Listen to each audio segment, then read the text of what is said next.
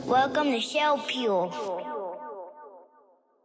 The information being provided is based on research and opinion. This is not financial advice. What is Bitcoin? I know you've all heard of the magical internet money, but let's not just stop there. Bitcoin is a digital currency that operates completely outside of any central control. That means no government or banks control it. It relies on peer-to-peer software and cryptography. All transactions are recorded in a public ledger, meaning they're all broadcast to the public network and shared from node to node. We'll go deeper into nodes later in this series.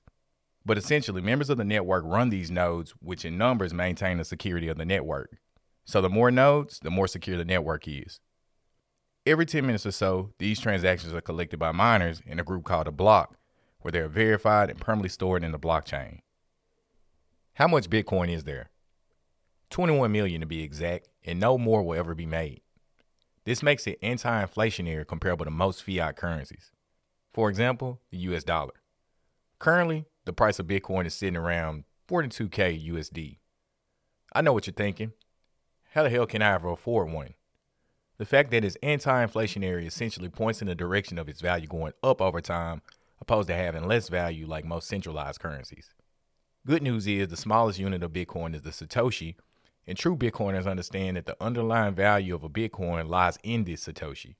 There's 100 million of them in a Bitcoin, so stacking sats is known as an effective means of accumulation.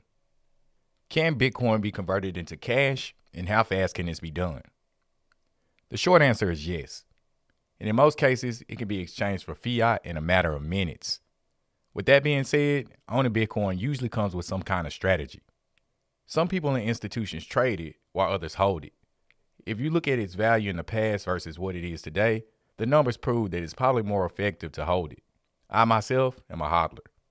There's a number of exchanges and ATMs that allow people to transact Bitcoin. Some of these exchanges offer pretty decent rewards in the form of payment for holding your coin on their exchange. I'll cover exchanges later in this series. Is it safe? I won't kill your brain cells with a super long answer, but the short answer in my opinion is yes. But there are a few caveats. At this time, it's impossible to steal it without your private key. This is a unique password that proves the ownership of your funds to the network. I'm sure you've heard of horror stories of people forgetting passwords, and now they can't access millions of dollars in crypto. We've also heard of cases where exchanges have been hacked. In the cases of exchanges, they actually store on behalf of the customers, and so when this happens, it was actually the website that got hacked, not the actual Bitcoin blockchain. I'll leave on this note. Because it operates outside of central authority, making errors can be costly. For example, if you send it to the wrong person, or like I said earlier, lose your password, this could be really bad. So be careful and make sure you store your passwords in a safe location.